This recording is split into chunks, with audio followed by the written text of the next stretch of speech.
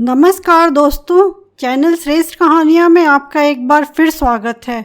आज हम प्रसिद्ध कहानीकार मुंशी प्रेमचंद की कहानी सुनेंगे। कहानी का शीर्षक है तेतर। आइए शुरू करते हैं कहानी। आखिर वही हुआ जिसकी आशंका थी, जिसकी चिंता में घर के सभी लोग, विशेषतः प्रसूता पड़ी हुई थी। 3 पुत्रों के पश्चात कन्या का जन्म हुआ। माता सौर में सूख गई, पिता बाहर आंगन में सूख गए और पिता की वृद्धा माता सौर द्वार पर सूख गई। अनर्थ, महा अनर्थ। भगवान ही कुशल करें तो हो। यह पुत्री नहीं, राक्षसी है। इस अभागिनी को इस घर में ही आना था। आना ही था तो कुछ दिन पहले क्यों ना आई। भगवान 7वें शत्रु के घर में भी तेतर का जन्म न दे। पिता का नाम था पंडित दामोदर दत्त। शिक्षित आदमी थे, शिक्षा विभाग में नौकर भी थे, मगर इस संस्कार को कैसे मिटा देते जो परंपरा से हृदय में जमा हुआ था कि तीसरे बेटे की पीठ पर होने वाली कन्या अभागिनी होती है, या पिता को लेती है, या माता को, या अपने को। उनकी वृद्धा माता लगी नवजात कन्या को पानी पी पी कर कोसने, कल मोही है, कल मोही है, न जाने क्या करने आई है यहाँ। किसी बाँझ के घर जाती तो उसके दिन फिर जाते। दामोदर दत्त दिल में तो घबराए हुए थे, पर माता को समझाने लगे, अम्मा तेतर वेतर कुछ नहीं, भगवान की जो इच्छा होती है वही होता है। ईश्वर चाहेंगे तो सब कुशल ही होगा। गाने वालियों को बुला लो, नहीं लोग क्या कहेंगे। 3 बेटे हुए तो कैसी फूली फिरती थी, एक बेटी हो गई तो घर में कोहराम मच गया। माता कहती हैं, अरे बेटा तुम क्या जानो इन बातों को, मेरे सिर तो बीत चुकी है। तेतर ही के जन्म से तुम्हारे दादा का देहांत हुआ, तभी से तेतर का नाम सुनते ही मेरा कलेजा कांप उठता है। दामोदर कहते हैं, इस कष्ट के निवारण का कोई उपाय होगा। माता, उपाय बताने को तो बहुत है, पंडित जी से पूछो तो कोई ना कोई उपाय बता देंगे, पर इसमें कुछ होता नहीं। मैंने कौन से अनुष्ठान किए, पर पंडित जी की तो मुट्ठियाँ गर्म हुई। यहाँ जो सिर पर पड़ना था वह पड़ ही गया। अब टके के पंडित रह गए हैं। जजमान मरे या जिए उनकी बला से, उनकी दक्षिणा मिलनी चाहिए। लड़की दुबली पतली भी नहीं है, तीनों लड़कों से हष्ट पुष्ट है। बड़ी बड़ी आँखें हैं, पतले पतले लाल लाल होठ हैं जैसे गुलाब की पत्ती, गोरा चिट्टा रंग है, लंबी सी नाक। कल मुही नहलाते समय रोई भी नहीं, टुकुर टुकुर ताकती रही। यह सब लक्षण कुछ अच्छे थोड़े ही हैं। दामोदर दत्त के तीनों लड़के सांवले थे, कुछ विशेष रूपवान भी न थे।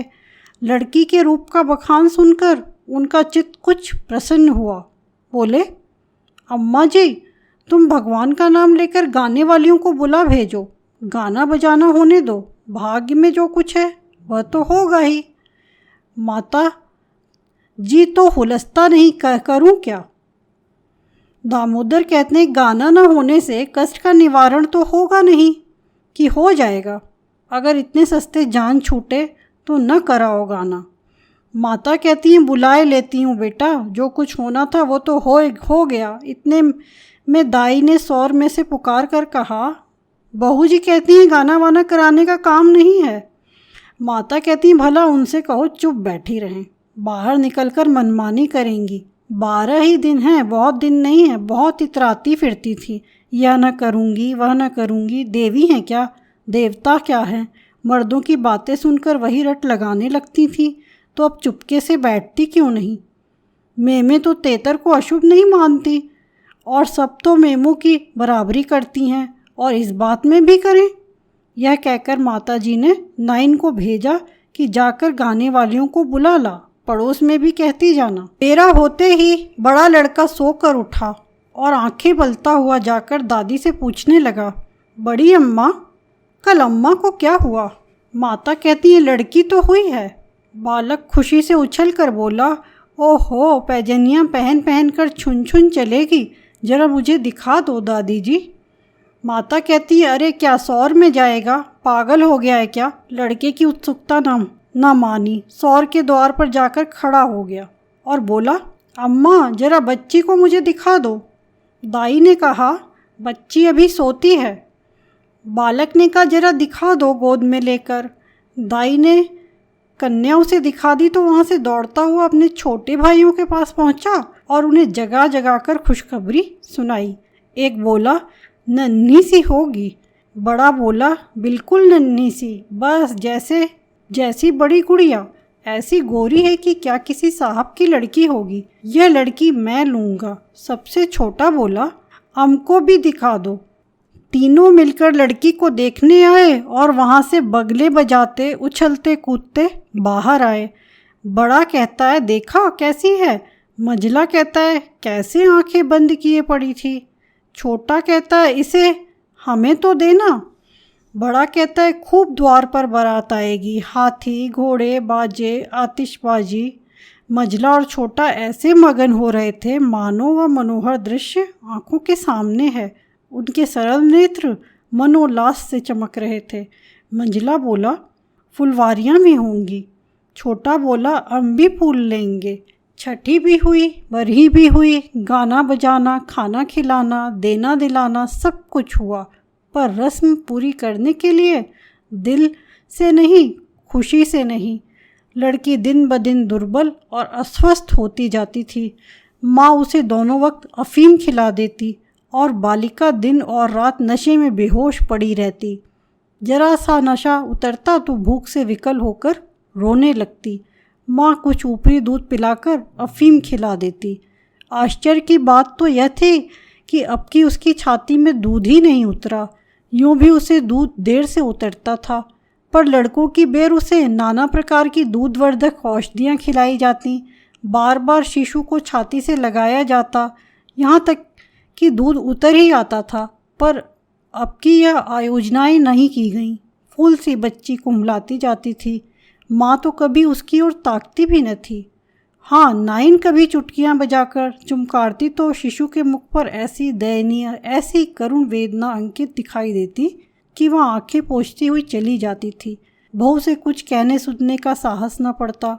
बड़ा लड़का सिद्धू बार बार कहता, अम्मा बच्ची को दो, बाहर से खिलाऊं, पर माँ उसे झिड़क देती थी।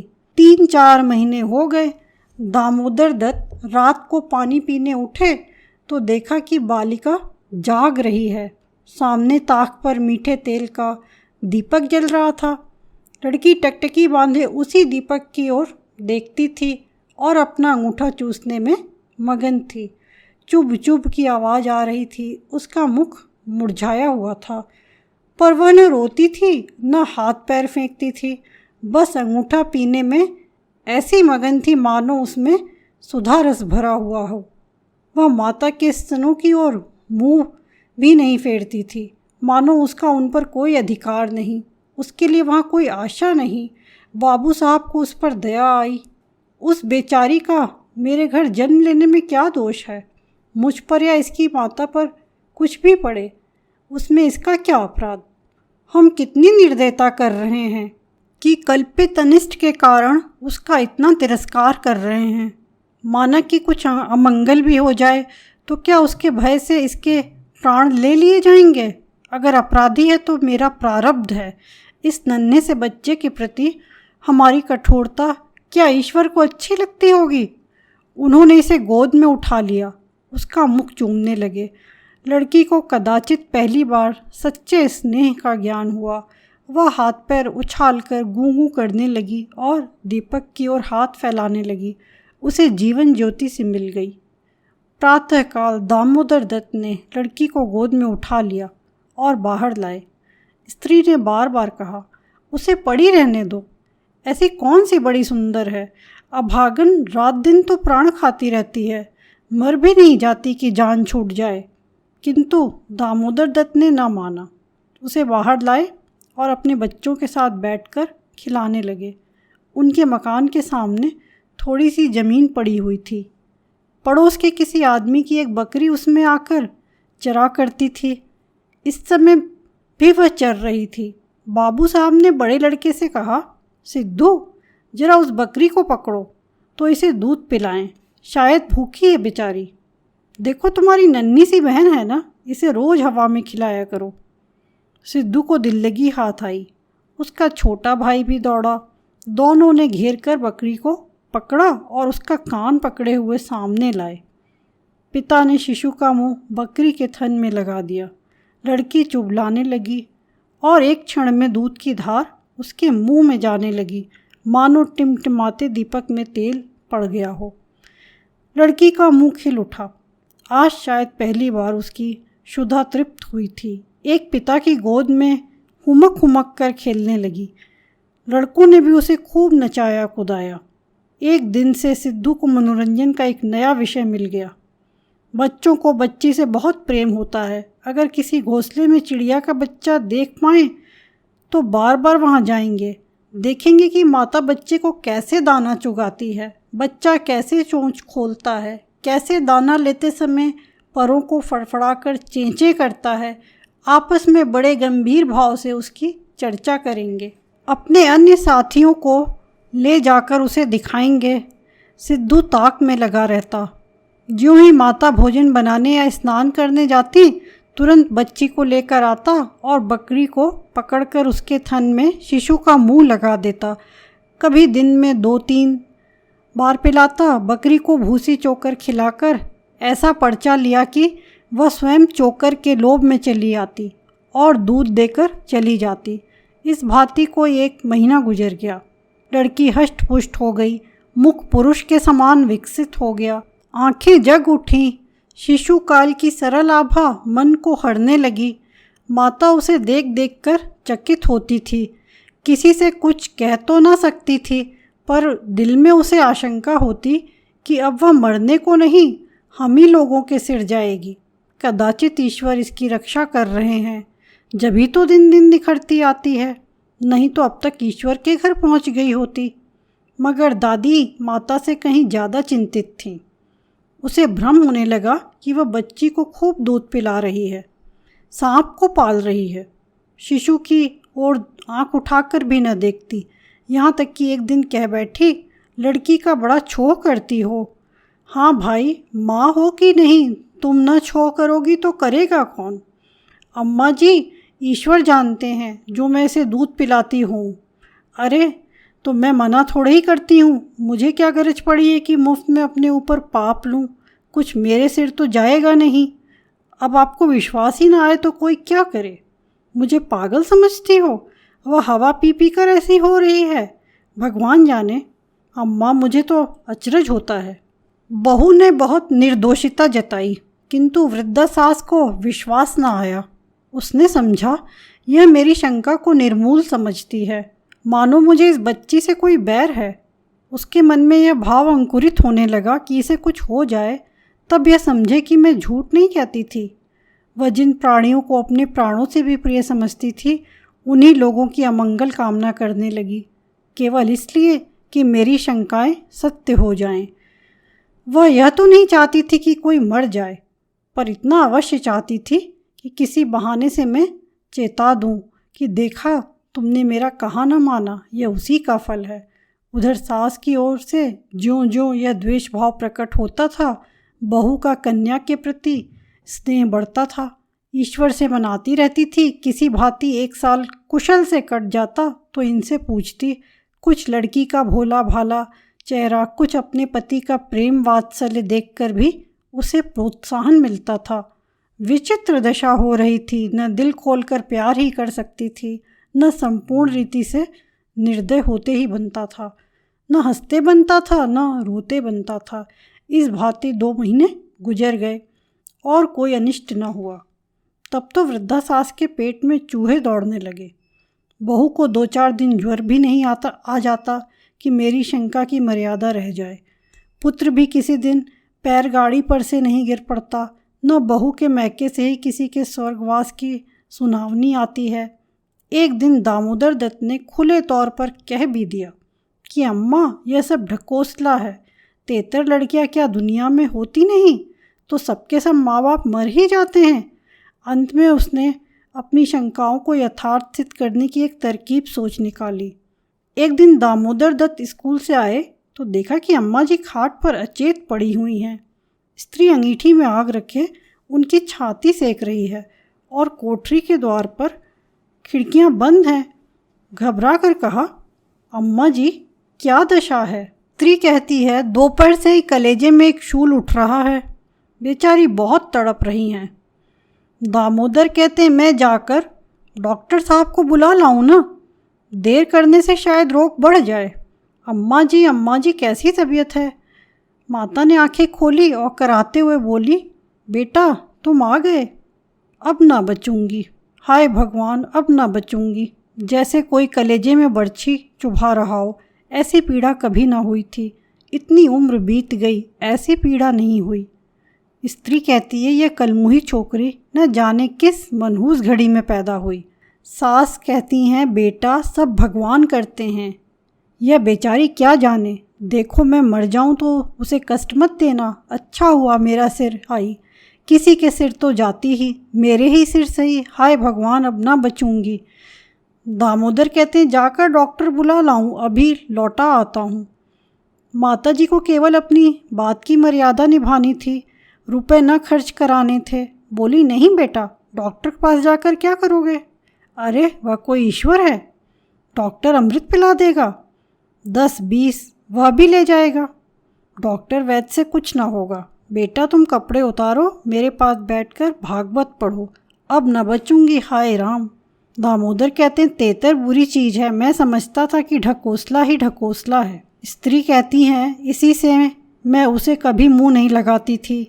माता कहती हैं बेटा बच्चों को आराम से रखना, भगवान तुम लोगों को सुखी रखे। अच्छा हुआ मेरे ही सिर आई, तुम लोगों के सामने मेरा परलोक हो जाएगा। कहीं किसी दूसरे के सिर जाती तो क्या होता राम। भगवान ने मेरी विनती सुन ली। हाय हाय। दामोदर दत्त को निश्चय हो गया कि अब अम्मा ना बचेंगी। बड़ा दुख हुआ। उनके मन की बात होती तो वह माँ के बदले तेतर को न स्वीकार करते। जिस जननी ने जन्म दिया, नाना प्रकार के कष्ट सहे, उनका पालन पोषण किया, अकाल वैधव्य को प्राप्त होकर भी उनकी शिक्षा का प्रबंध किया, उसके सामने एक दुधमुही बच्ची का क्या मूल्य था, जिसके हाथ का एक गिलास पानी भी वह न जानते थे। शोकातुर हो कपड़े उतारे और माँ के सिरहाने बैठकर भागवत की कथा सुनाने लगे। रात को बहू भोजन बनाने चली तो सास से बोली, अम्मा जी तुम्हारे लिए थोड़ा सा साबूदाना छोड़ दूँ? माता ने व्यंग करके कहा, बेटी अन्न बिना ना मारो, भला साबूदाना मुझसे खाया जाएगा? जाओ थोड़ी पूरियां छान लो, पड़े पड़े जो कुछ इच्छा होगी खा लूँगी, कचौरियाँ भी बना लेना। मरती हूँ तो भोजन को तरस तरस कर क्यों मरूँ? थोड़ी मलाई भी मंगवा लेना, चौक की हो।